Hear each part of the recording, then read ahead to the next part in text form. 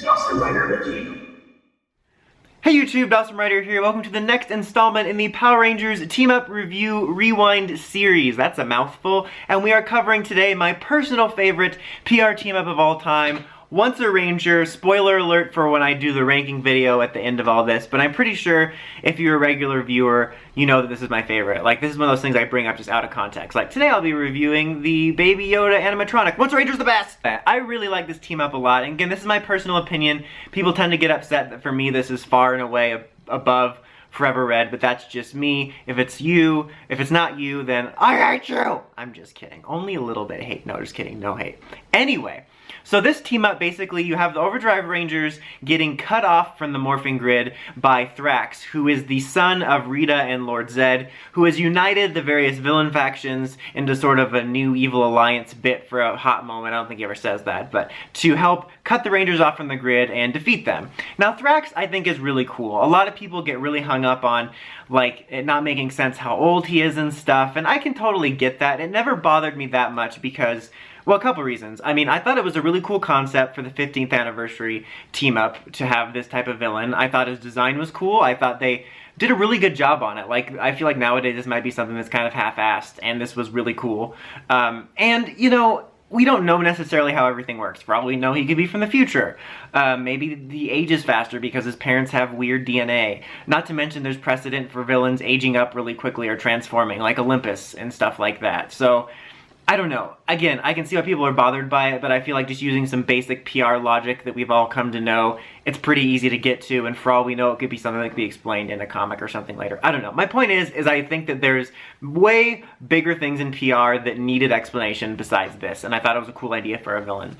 And so the Overdrive Rangers are cut off, so they're obviously having a hard time fighting the villains without their powers. And enter the Veteran Rangers, in one of my favorite PR scenes of all time. So the Overdrive Rangers are trying to fight the enemies without their powers, or only with their civilian powers.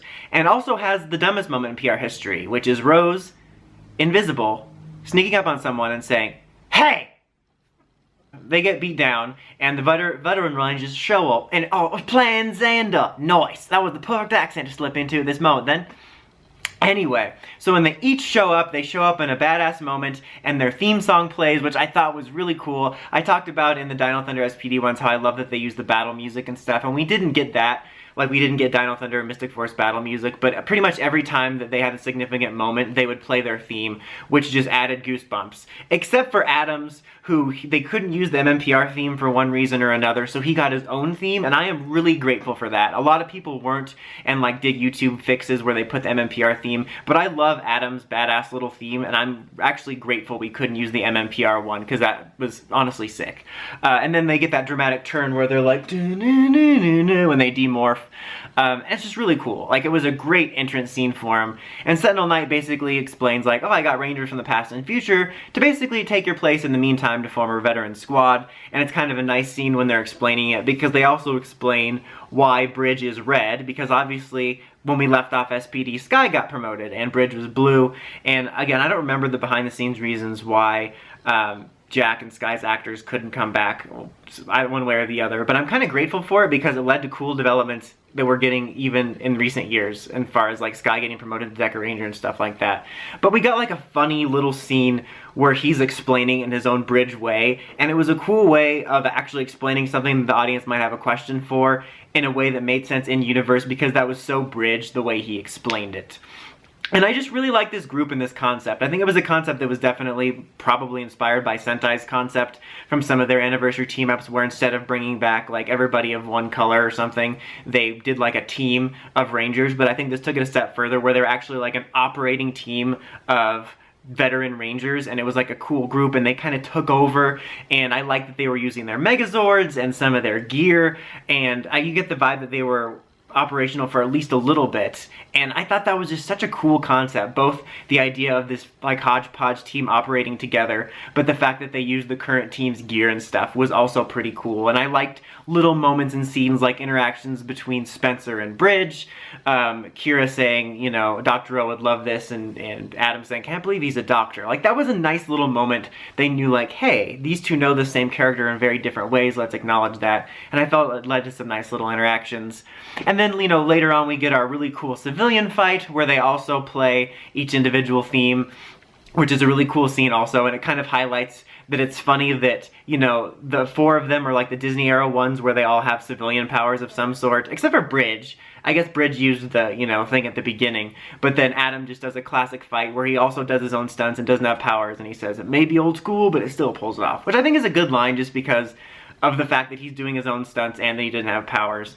And then they get Alpha, which is kind of weird because you'd think he would be on Marinoy, which is another thing I can get why there's questions for. And there's kind of a throwaway line about him being an Angel Grove. But I still thought it was cool, and I didn't mind it that much as other people did.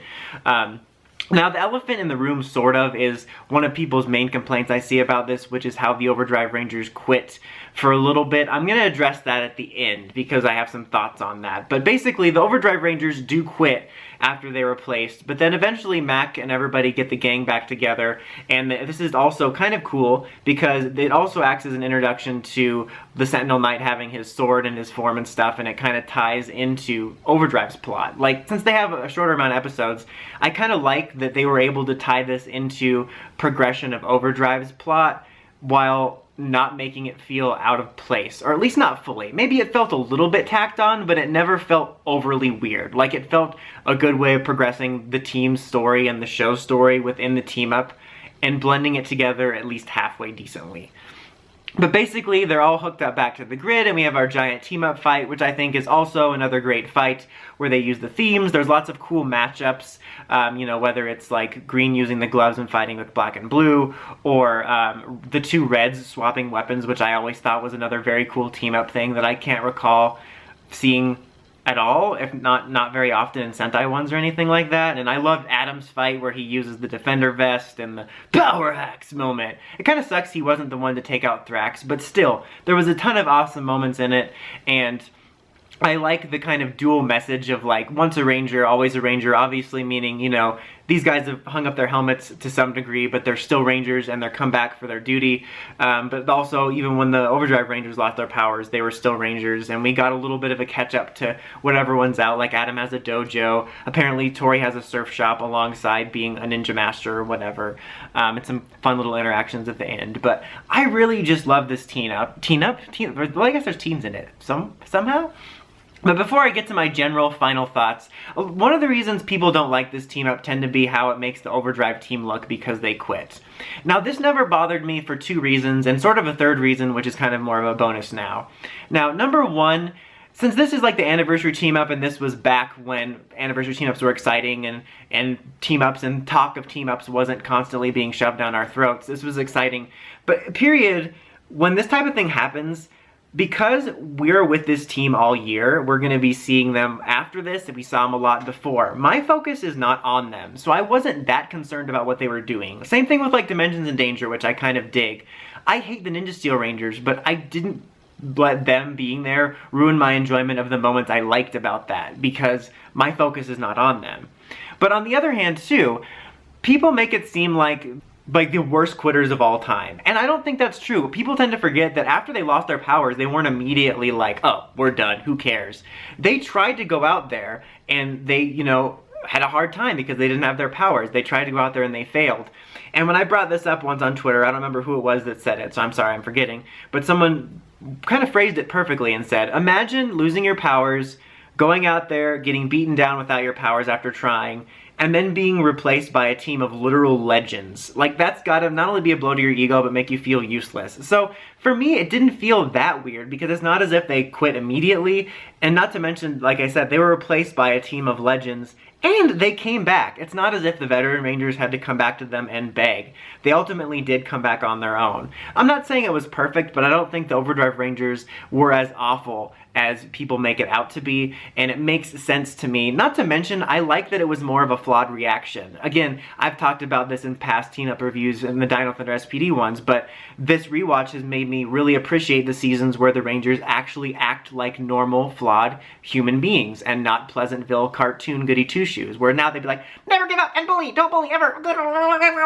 Like, that would be now. And I like that it was kind of human, that they almost felt rejected, like, yeah, we failed and then we got replaced by people better than us, but they came back anyway. And I like that it felt like a more real, non-Pleasantville goody two-shoes reaction. So personally, it never bothered me that much. But now getting past that, I just like this so much. I like the concept of more of a hodgepodge of different Rangers rather than all one color. I like the concept we used here, like I said, of them actually operating as a team and using the past gear, or the current gear, excuse me. I loved the concept of Thrax.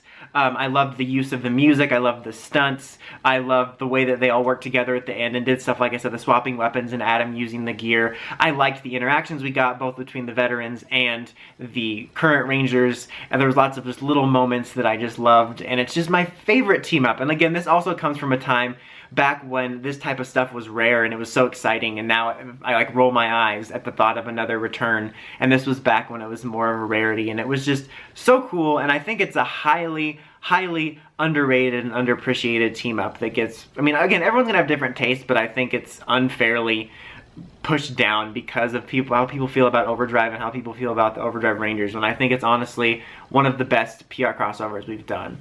But what do you guys think? What are your personal thoughts on Once a Ranger? Let me know in the comments as always. Until next time, don't forget to like, comment, subscribe, and climb the steps and ring that bell so you can get notifications for my videos. Dawson Ryder, signing out.